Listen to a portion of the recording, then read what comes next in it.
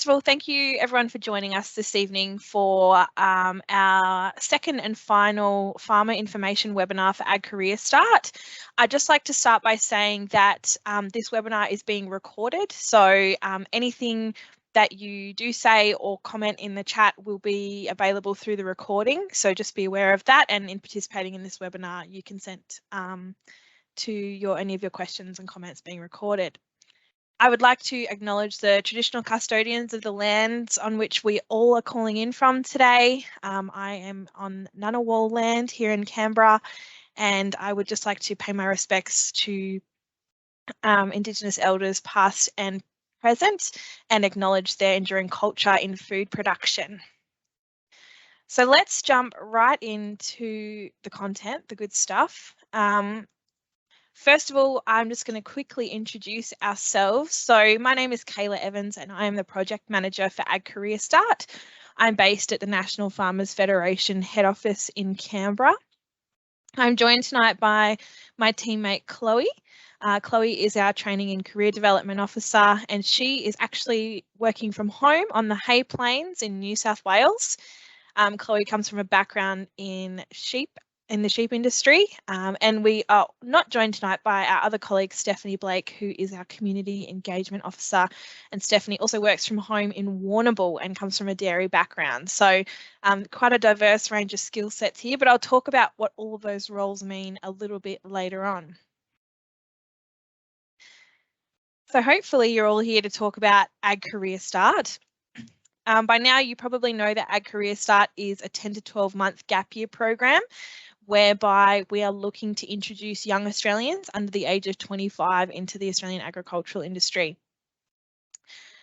All of this will be covered in much greater detail, but at a top level, we match participants with host farmers based on their skill level and experience and their interest. We help them to find work and to earn money for 10 to 12 months. They receive training, mentoring and support to complete a qualification or certificate, and we also support them to gain access to industry events and networking opportunities as well.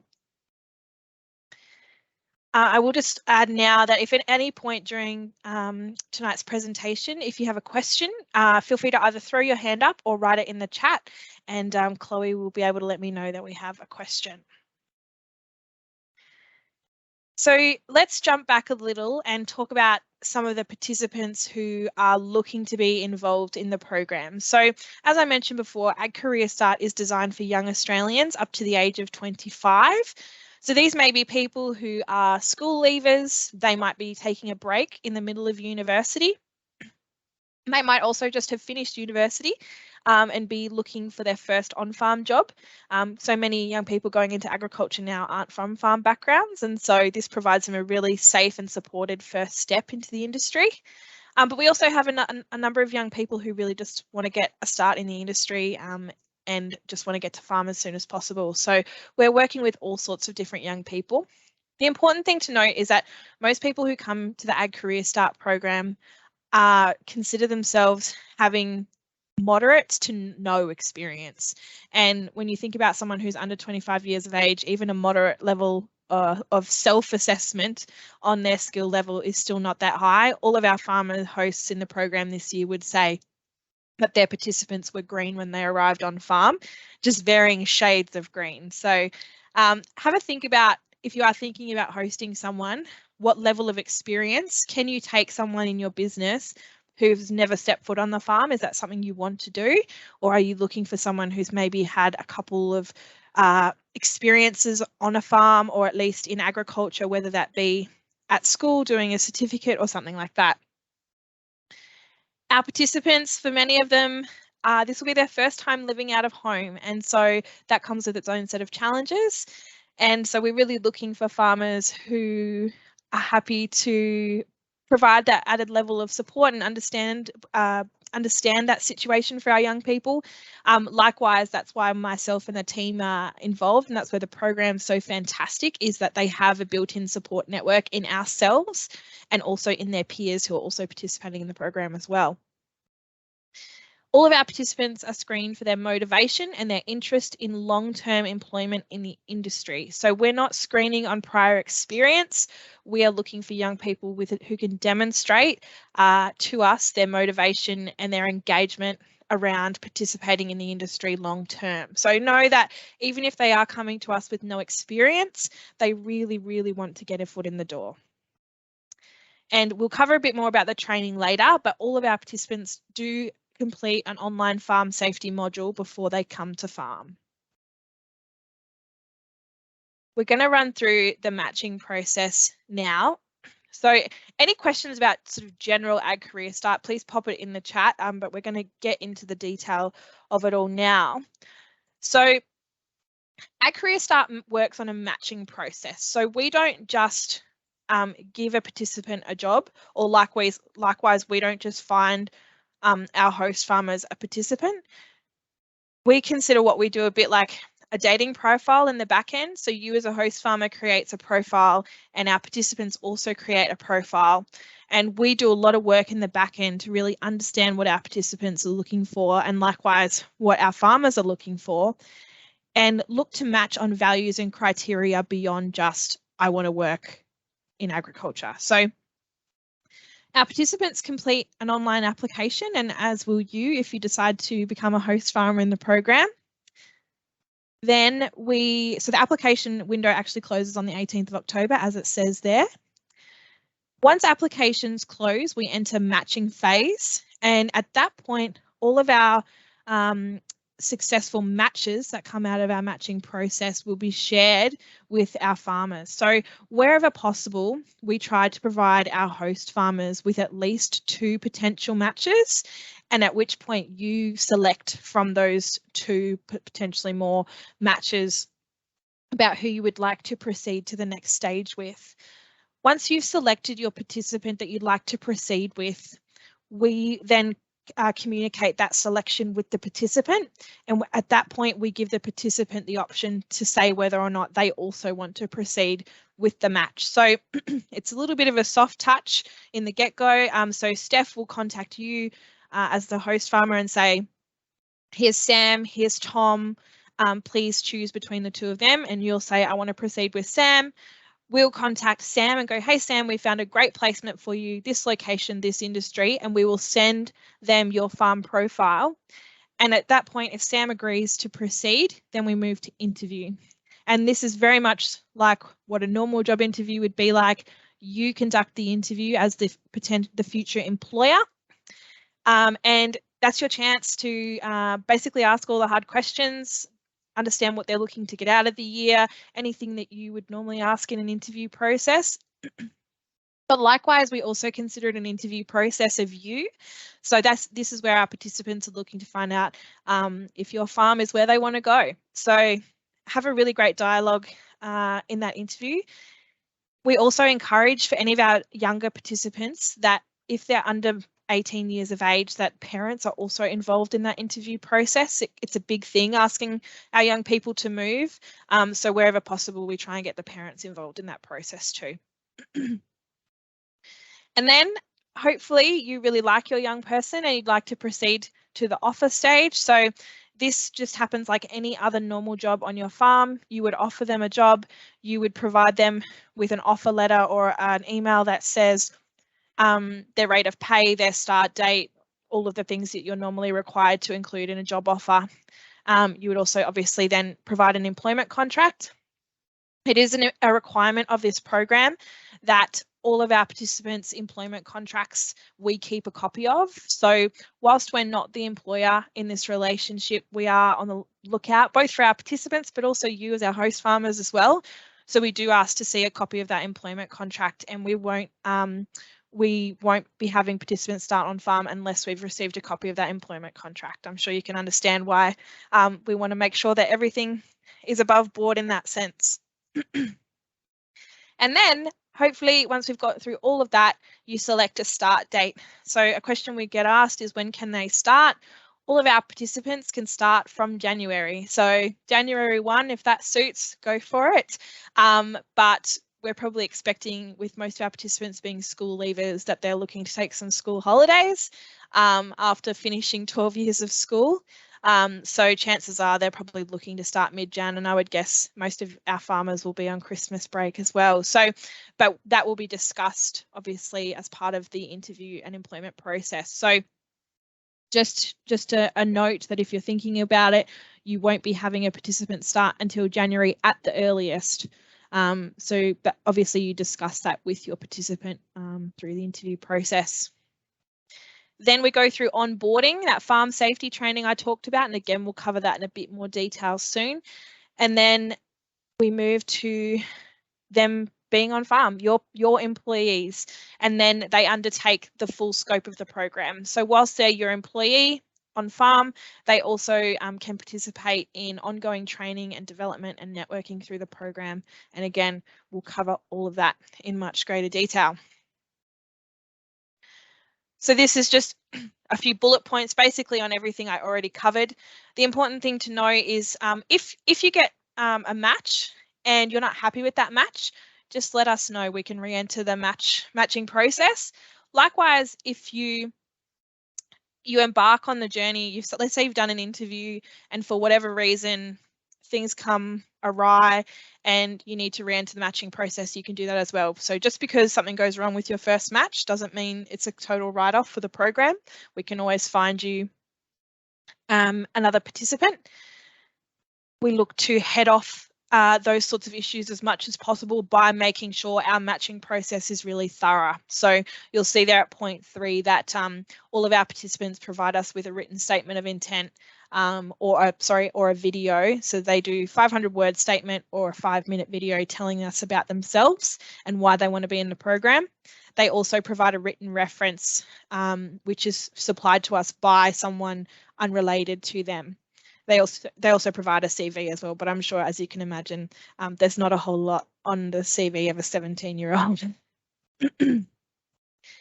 Also, at any point throughout the process, whether they're on farm or not, again, if there's a failure in the match, whether that be for behaviour reasons, a misalignment of values, whatever it might be, if there are severe issues in the placement match itself, of course, we have a match failure contingency. So again, we can re-enter the matching process if we need to at any point. Chloe, I'm just going to ask you quickly, do we have any questions about the matching process in the chat? No, not at this stage. Great. Do feel free to just throw them in the chat if you have any questions at all. So Chloe is going to talk to you now about the onboarding process. So we've gone through matching, you've had an interview, you liked your participant, you've offered them a role on farm. So Chloe's going to talk us through what happens next. So as Kayla mentioned, as you offer them a offer on their farm, a participant completes an online inductions through the FarmSafe website. So this is 2 modules and it's basically indicating the PPE required in certain situations. It runs through do's and don'ts, and it also stipulates what to do if they feel unsafe in a situation or feel like a situation is unsafe, and how to approach that, whether they approach their manager, whether they approach a team member, etc. We ask the farmers to also liaise with the participant about what to bring on farm. So through this onboarding process, and we hope that you'll provide contact details, email, phone number, and that if you're providing accommodation, do they need to bring bedding with them? Will you be providing the food, or do they need to be cooking for themselves? We make sure we've got that signed employment contract from both you and the participant, that everyone's on the same page, everyone's really happy with that. Once the participant starts on farm, those first 2 weeks are going to be a bit challenging for that participant. Potentially that might be their first time out of home. You know, they're going into a new role, but we ask that you support them through that. And as the AgCAREERSTART team, we're here to support them as well. So in those first 2 weeks, we ask you as the farmer to do an on-farm induction. AgCAREERSTART will provide you with a template to do that induction, and it's just like any on-farm induction that you would do with any new employee, where the chemicals are kept, you know, potentially how to drive certain machinery or certain vehicles, etc., etc. Within that sort of first 2 to 4 weeks, once you've done the on-farm safety induction and once the participant has done an online induction, the host farmer is eligible to receive the $2,000 farm safety incentive payment. So that's just a one-off payment that AgCAREERSTART provides to you as the farmer. Yeah, thanks, Chloe. We've just got a question in the chat. There's a couple of questions, but I'll cover this one first because it's related. Can we run our own inductions? Absolutely, yes. The template that we provide is provided by FarmSafe Australia and is a bare minimum induction, basically. So most of our host farmers in the program would be doing inductions that are above and beyond this, as is your statutory requirements, but this just outlines the minimum expectations for our participants. So yes, if your induction covers things that are in the template, feel free to tick the template box. Part of the farm safety induction also asks you to provide some evidence. So if you've got examples of your SOPs or whatever it might be, your first aid plans, those sorts of things, feel free to provide those to us as well. We're not looking for everything, but just some good examples of how you've inducted your participant on the farm. Hope that answers that one for you, Samantha. We've also had another question. Can this be open to non-citizens to work on farms? So in the current iteration of the program, it is only open to people with working rights, existing working rights in Australia. So currently under the program model, we're not asking host farmers to sponsor. This program is really born out of a desire to build a domestic workforce. Certainly that's options we can explore down the line, but currently as it sits, it's only for people with existing working rights in Australia. All right. Let's roll on. So we're going to jump into a bit more into training and welfare now, which is the real nuts and bolts of what my team do, so Steph and Chloe. So I'm going to cover off for Steph now what she gets up to and where she gets involved in the program. So this is some of our current participants in this photo. We took a bunch of them to Innovation Generation in Sydney, which is a grain growers conference for under 35s. And all of that trip was paid for by the program for our participants. So that's part of their industry engagement budget. So I touched on that briefly earlier, but basically all of our participants get access to a training and industry engagement budget pool, which they can use on attending industry events, networking conferences, field days, whatever it might be, whatever they think and you think and we think as the program might enrich their experience and encourage them to stay in the industry. We're all for it and we're happy to pay for them to go and do those things. So all of our participants will communicate regularly with Steph, our community engagement officer. Steph probably is a bit of a badger to some of our participants because she's always calling and texting to see how they're doing. And we're not here to come over and above you as the employer. We're just here to be a support to those young people. We're here to take homesick phone calls. I don't know how to do this on farm and I'm scared to ask my boss phone calls. Advice, life advice. Sometimes we get all manner of phone calls, but we're also here to really make sure our participants are safe and that they're healthy and that they're having a good, enriching experience. So whatever we can do to support them in that, but also whatever we can do to support you in that.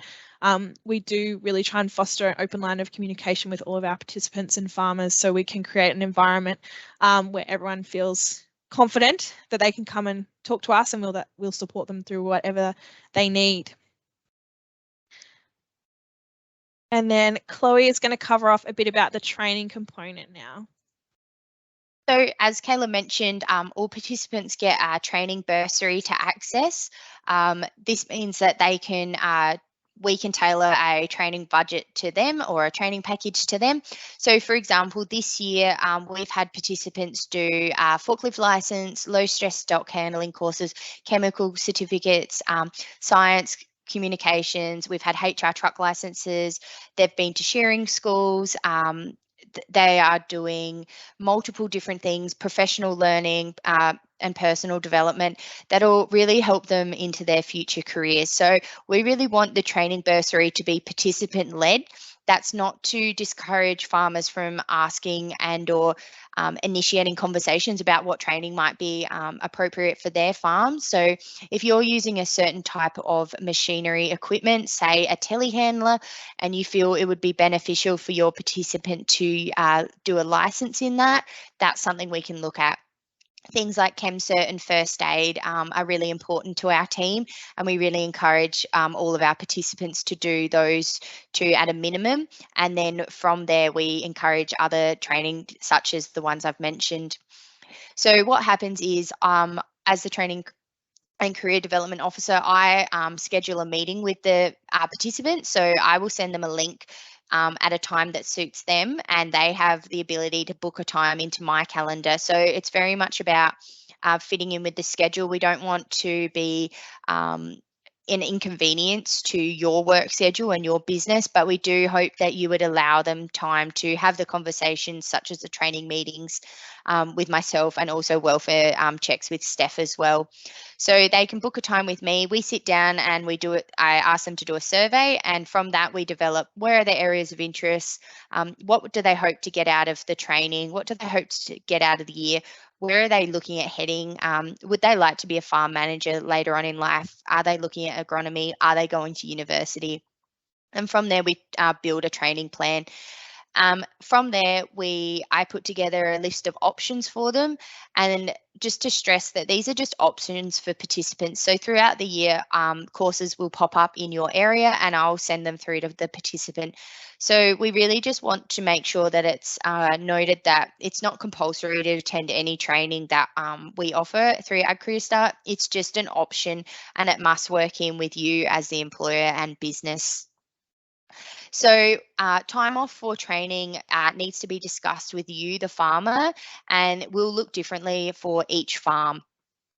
You might a participant may have worked overtime, and maybe you ask them to take that overtime that they worked and they're able to take the day off to attend a training. Alternatively, if it's for extended periods, maybe that looks like they need to take annual leave, and that will look different to each farm and each farmer. And if you're unsure of what to do or how to have those conversations or what might be appropriate, the team are here to have those conversations with you. And we ask that you be open and honest with your participant about how to take time off, maybe before they start on farm. Say we're willing to allow, let's say as an example, a week for the training over the year. Anything prior to that might be taken as annual leave. So we hope you have that open communication with your participant, and that's something, as I said, we're happy to help facilitate those conversations as well. But ultimately, we want training to be participant-led, to be beneficial for your business as well, but also to help our participants into the future. Thanks, Chloe. I think something important to cover in this as part of sort of the process of training. So typically how it works is if Chloe finds a training program, let's say a participant wants to do a low stress stock handling course, Chloe would book that course for them and we would just pay. So there's actually no outright expense for the participant to go and book something on their own and then we reimburse. We actually just prefer that we pay for it ourselves. However, we've had times throughout the program this year where our host farmers have seen something, or they've got all their other employees going to a particular training, so they also include the participant in that booking, and then you can always issue us an invoice to reimburse you for that. So basically we don't ever ask for the participants where we can avoid it. The young people, they don't have a lot of savings most of the time.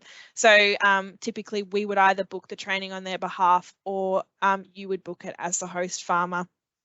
I don't think I've missed anything else there. Any questions about the training? Feel free to jump in.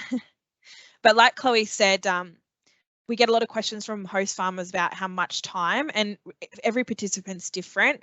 And we just, again, encourage you to get in touch with us if you're having issues, if you feel like your participant's doing too much training, like they're spending too much time out of the business, let us know. We can just pump the brakes a little bit. Likewise, if you see a training in your area and you think it's going to be worthwhile for your participant, let us know, and we will come at them from all angles, getting them to sign up for that particular training. And we mentioned local training a lot, so it's really important to us that we spend the program money in the regions. So it's important for regional contextual training for our participants in local industry, since they're coming back to your farm with those skills. All right, Chloe, you again. So obviously, as we've indicated, it's a 10 to 12 month program. So towards the end of the program, farmers have around 3 different avenues that they could go down. You may choose to offer ongoing employment to your participant. If you feel like they've done a really great job, you'd love to have them in your team for another year or further on, that's absolutely fantastic. That would be a great gold star moment. So yeah, you can choose to offer ongoing employment. That falls outside the AgCAREERSTART scope. We can help do the transition, but essentially the participant exits the program, you exit the program, and it just becomes a normal employee-employer relationship there. Secondly, you may cease employment with that participant, or the participant may move on. You know, these things happen. Sometimes there's personality clashes. Sometimes people feel that maybe their skills, they need to grow in another environment, and that's absolutely okay. And we encourage you to have those conversations as well earlier on, or towards, you know, the end of the employment, but earlier on, so we as AgCAREERSTART can work with that participant to help them into their next option for the following year. You, in that situation, if you're not continuing employment with that person, you may choose to reapply for the next intake, and we're more than happy to help with that. If that's not the case and you'd like to exit the program, then that's fine too. And thirdly, some of these participants will be doing a gap year. They will be off to university in the following year, and maybe you just would like them to come back as offer a casual employment, you know, during their uni holidays or seasonal work as it is. You might be able to offer some work experience through their university degree. So there's a few different options there that you can have once the placement's over. As I said, towards the end of the program, we'll start working with participants to work out what their next step is. They may have decided throughout the year that they were off to university, so we can help them transition into that university space. Some of them might have tried, let's say, pork, for example, and felt that maybe they're not suited to the pork industry, and maybe they want to move into beef cattle. So maybe they look for future employment, but we'll work with them to update their resume and cover letter, and maybe look for some different options for them. At the end of the program, we ask you to write a reference letter for your participant if they're finishing on farm. We just think this is a really nice way to showcase what they've achieved on the farm and put that forward to their next employer. So whether you feel that you want to be a referee for them for a future job, maybe that's not the case, that's fine, but we do ask for a reference letter just to show what they've done on farm, how they've grown in the program. But we're more than happy to work with you with any of this as it transitions to the end of the program. So if you have any concerns or, you know, any stories that you'd like to share with us, we are there for you every step of the way, yeah, in helping you facilitate those conversations if it's not an ongoing situation, or if you want to support them going into casual employment, or yeah, if you want to have them go on with ongoing employment too. I think it's important just to support what Chloe said about it being a gap year, because that's how it's marketed to young people. There's a lot of benefit to that. It means we get young people who might who aren't quite sure that it is for them, but they want to have a go. That means we get a lot of people having a crack who otherwise wouldn't have. But it does mean we get participants who in their mind are coming in with the expectation that they're only going to be on farm for a year.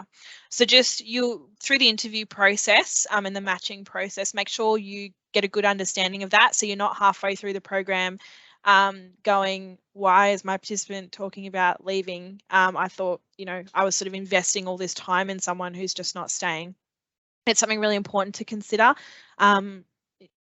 If you're looking for a long-term employee for your farm, definitely let us know in the application process. We will do our best to match, but just something to bear in mind that it may get to the end of the year and you've got a participant who has gone, nah, I've had my gap year and I'm going to go on and do whatever I might do after that. So just something to think about. Okay. Farmer obligations. So here's the important stuff. If you take away one slide from this whole presentation, hopefully this is it. So as a host farmer, you must be able to offer a safe and positive experience for a young Australian. It goes without saying, safety is really, really important to us in the AgCAREERSTART program, and that is the thing we I suppose consider highest in our priority list when it comes to selecting placements. So just making sure that that's something you can offer someone. You must have the capacity to teach and support someone who might have limited experience in agriculture. So remember I talked before about they have varying levels of experience, but by far and away, most of them would be very, very green. So just think about whether you have the capacity to support someone in that element. You must be able to offer full-time paid employment for a period of 10 to 12 months, and they must be paid at or above award wages. So if you need any help or advice about what someone on the program should be paid on your farm, you can by all means ask us and we will point you in the right direction for getting some advice around that. We work with a number of our state-based farming organisations and commodity groups who can all provide tools and resources about how much you should be paying your participant. Most of our participants in 2022 have fallen under either the horticultural or the pastoral award, which I'm sure you're all very, very familiar with. You, as Chloe sort of touched on before, wherever possible, offer some flexibility to your participants so they can undertake training and industry events. It is really important part of the program. That enrichment component of the program is what sets this program apart from employing someone just off Facebook or Gumtree. So just think about what that looks like on your farm. Wherever possible, we ask you to provide accommodation. However, this is not a requirement of the program. If you cannot provide or do not provide accommodation on farm or as part of the placement, and we do ask you to use your local knowledge to help them find somewhere to live. I'm not saying anything you don't know by pointing out that getting rentals in regional locations is really, really difficult. So whatever assistance you can provide, whether it's your brother-in-law's mate has a granny flat on their farm or a spare room in the workers' quarters over there, maybe you can work out some kind of agreement or at least point the participant in the direction of any Facebook groups or those sorts of things so they can find their own accommodation. As we touched on before, our host farmers must complete the on-farm induction with the participant. That is very, very important. That just means we know that our participants have been shown how to work safely on your farm. The next thing is also really important. So we ask that you report any and all incidents to AgCAREERSTART team as soon as reasonably practicable. So this could be anything from a broken thumb right through to a life-threatening or critical injury. Of course, call the police, call emergency services, whatever you need to do first.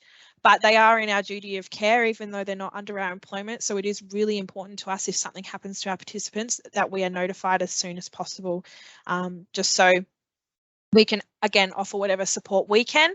But it is a federally funded program.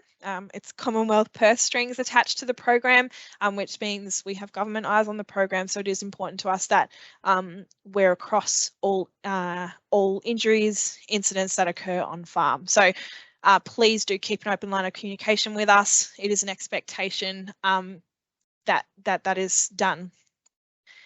And then the last thing is the fun part, which is to please introduce your participant to your community and your industry interest groups outside of the farm. So whether you're on a local growers group or you're the Bowls Club treasurer or whatever it might be, please get your young people involved in the local community so they can start to build a network for themselves. And likewise, we hope that you create a work environment whereby they can meet and make friends either on your farm or in the local community through going to footy or netball or hockey or whatever it might be.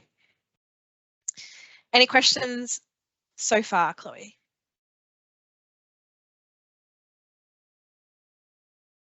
Hopefully I haven't lost her, can't hear her. No. Awesome. So hopefully you've heard all of this and gone, okay, this sounds really interesting. How do I sign up? So here's what we need in your application. So we need a detailed description of the position on offer. So what will your participant be doing? remember that when we're matching, the participant gets to see your profile just like you get to see theirs. So make it exciting for them. So talk about what they might do in the day, who works on the farm, what the accommodation is or is not. Talk about the local footy club, what extracurriculars are around. Talk about any industry groups you might be involved in that you can introduce them to. Whatever you can think of, add it to your profile. We do ask you to provide at least 3 photos of your farm, and if you offer accommodation on farm, a photo of the accommodation has to be one of those photos. I think that is not quite worded correctly, but please use language in your profile that someone who's not from a farming background will understand. Layman's terms wherever possible. And Steph's got in big bold writing because she handles all these applications to sell the role, showcase your farm and the lifestyle, and why would someone want to come and do their placement on your farm. All of that application process is done online. It's very easy, we think. Probably take you no more than 15 minutes. You can do it on your phone, you can do it on a laptop. If you have any questions, you want us to walk you through the process, you can absolutely do that. Our email will be in the last slide and you can get in touch with us there.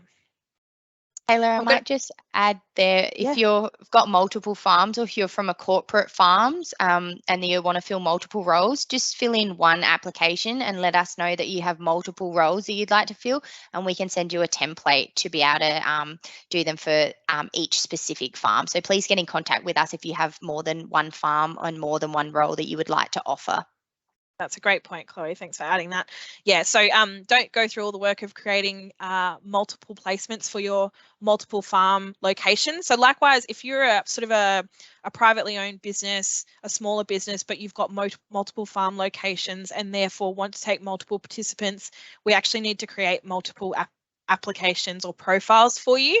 So likewise, if you need to do more than one application, just do the first one, let us know, and we will run through the process of essentially duplicating that profile for you. Thanks for that ad there, Chloe. So that is the application process, how it all works, how the program works. I want to show you a little bit about some of our first cohort, our inaugural cohort in our 2022 program. Tell you a bit about them because I think it's important to know some demographics. So this is this year we've got 30 participants on farm right now around the country. So they skew slightly male on farm. However, what came through in our applications was actually skewed a little bit more female. So it's sort of come out in the wash, but fairly even. Most of our participants, as you can see, sit right in that school leaver age bracket, so 18, 19, 20 years of age. But we've got participants in the program right up to 25 years of age there. So just some fun facts about our participants. Beyond that, the blue graph on the left, hopefully it's easy enough to see. So the dark blue bars is where our participants came from, and the light blue is where they're doing their placements. So as you can see, bulk of our participants coming from the East Coast, but they have moved quite a bit. So we've had quite a few people go west or into more remote locations, such as the Northern Territory. So yeah, our participants are very happy to move. We ask our participants in their application process how far they're willing to move from home. So we know before ever sending them to you that they've agreed to go as far away as, you know, maybe your property is in Western Australia, for example. So we know that's a concern for some farmers in remote locations, particularly in WA and the NT, but rest assured that that's something we cover with the participant before they ever make it to the matching, to a match with you. So just handy to know. And then this is the industries that our participants are placed in this year. So just have a look, see if you see your industry. But what we really are looking for in terms of our placements is some good diversity across all industries. I don't think it's a shock to say that grains and beef and sheep and sort of those major livestock industries are the most popular, but pork, poultry, dairy also getting a good run there as well. So we will have 75 places in the program next year. So looking forward to seeing what other industries get involved in taking on participants next year as well. So I'm just quickly going to introduce you to a couple or one of our participants. So this is Julian. Julian is on a cotton farm in Griffith in New South Wales. Julian's background is that he actually started university last year, and because of like many of these kids, he went through high school and started uni throughout COVID. He was really lacking a lot of sort of community and time out of the classroom or away from a computer, and so knowing that he was going off to university next year to study agriculture, he really wanted to get some real world experience. So he's been placed on that cotton farm in Griffith with a mentor who's absolutely fantastic for him. So Julian, being at that little bit higher level in that he's kind of already done a year at university, he knows what he wants to do. We matched him with someone who can really sort of start to step his career forward. And in that, he's getting involved in the contract side of his host farmer's business. His host farmer also has a farm data business as well, which Julian's also actively involved in, and he really, really enjoys. So that's just one example of the kinds of young people. I will jump to the next slide and show you the participant in this photo is Lucy. Lucy's up in the Northern Territory, and she's on Tipperary Station, if any of you are familiar. And now Lucy is already enrolled to go to university next year, and she was before she joined the program, to go and study environmental science. So Lucy wasn't necessarily looking for a placement, you know, mustering cattle or whatever it might have been. We really wanted to find her a placement where she could get involved in more of the conservation side of a business. And Tipperary is a great fit for her because they actually have a conservation and rangelands role on their station. And so Lucy has been operating in that role and absolutely loving it. So this is a city girl, finished school, never been on a farm before, and her first placement is up on Tipperary Station, Northern Territory, and she absolutely loves it. We just sent Lucy last week off to the National Landcare Conference, and I think Chloe, you spoke to her today, and she had an absolutely wonderful time at the National Landcare Conference. So it's just, they're covering a whole scope from a whole range of backgrounds, but I think you can see on Lucy's face she loves it, enjoys the back burning. I can see a question in here about, do participants normally have their own vehicle? Great question, now that we're at the FAQs. I don't know that there's a standard response when it comes to vehicles and participants. We get all plethora of questions about vehicles and licenses and those sorts of things when it comes to our participants. Most have had a car. However, I wouldn't say that most have had a car that would be suitable for most regional locations. So we've got, I've been to visit some participants and there's a little Toyota Echo driving through the mud, and you can't imagine how it made it there.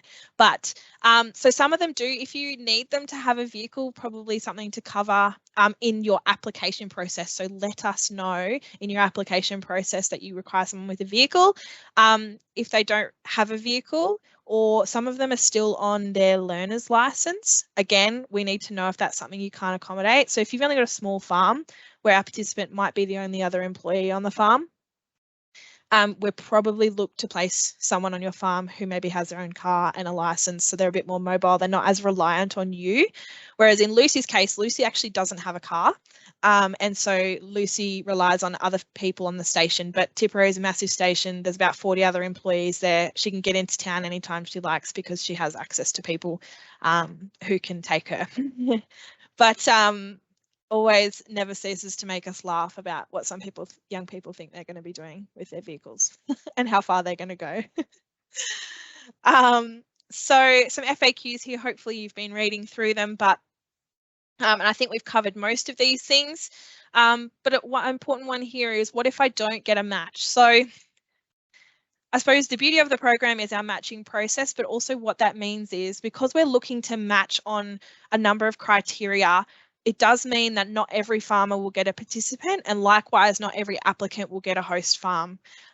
We're not going to match people who don't align on criteria in the matching process. If we can't stand behind a match, we're not going to make it, because it's not going to be an enjoyable experience for people. We can, where it works, and then we have permission to do so, provide our participant or our applicants' resumes to any farmers who weren't successful in getting a placement. afterwards, and you can continue those conversations if you like. But again, we do such a thorough job. I really stand by our matching process, and I think it really works. So it does mean, unfortunately, that sometimes host farmers and likewise participants won't get to participate in the program. You can, however, stay on a wait list. So if you don't get a participant, Steph will contact you at some point next year or probably towards the end of this year and say, unfortunately, we haven't been able to find you a match. Would you like to stay on the wait list for the program? And that just means if any participant has gone to a farm and they're not having a good experience for whatever reason, we need to move someone. Or likewise, somehow we come across a participant who has changed their mind. They've suddenly told us they're willing to travel 400 Ks for work. Then we might be able to place someone. So we'll ask you if you want to go on a wait list. Can you take more than one participant? Absolutely, yes. Just a quick covering for any of our corporates who are listening or people with more than one farm location. So typically what happens is whoever wears the HR hat in your business, whether it's a role within your business or it's, the office manager or whatever role you have on your farm, typically they're the one to complete this application, which is great. They're a great point of contact. But if your participant is not going to be working in the same physical location as the person who completes the application, we do need a point of contact for every participant at each location. So say you have 5 farm locations that are spread out across, 700-800 Ks, we would need to know the name and phone number of the supervisor for each location. So whether that be 2 or 3, depending how many participants you have. So just something to think about, because again, we need to be able to get in contact if anything's going wrong. We have a through line of contact straight there. Of course, we will always communicate with the original applicant from the host farm, whether that be the HR person or whatever. But again, just really important that we have that point of contact for every participant. And I think that's probably answered all the questions that we have in our FAQs. So if you have any other questions, please let us know now. I'll just flick to the next slide, which does have our contact email on it. So please feel free to screenshot this, pause, scribble, whatever you need to do. This is the best contact line for us. If you want to ask more questions, we are happy to have a meeting with our host farmers at any time. This is a big deal. You're taking on someone new in your business, so we want to support you. We are very flexible. This is a new program. It's still in it. So by the time our participants arrive on farm next year, it will be in its 2nd year. And as such, we're still learning. So whatever additional support we can provide, whatever your placement looks like on farm, we're happy to work with you. So just by all means, ask any questions that you have, and the team and I will happily respond. I don't see anyone typing in the chat, so I think what I'm going to do is draw the night to a close. Thank you so much for joining us tonight, for choosing to at least take an interest in the program, and we hope that you consider putting in an application or at the very least progressing an inquiry with us about hosting someone in 2023. We're very, very grateful for your interest and wish you a wonderful evening.